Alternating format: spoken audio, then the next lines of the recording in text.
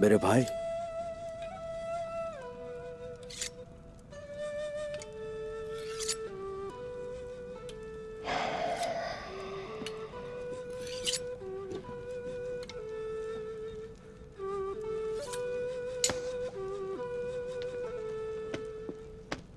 ज्यादा सोचो मत।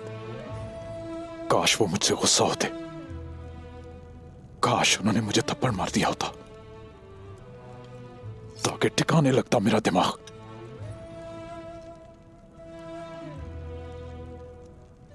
मैं उनकी खिदमत के लायक नहीं रहा।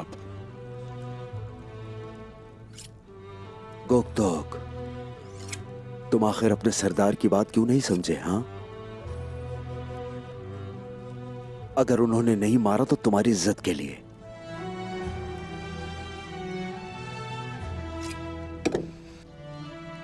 तुम साबित कदम रहना।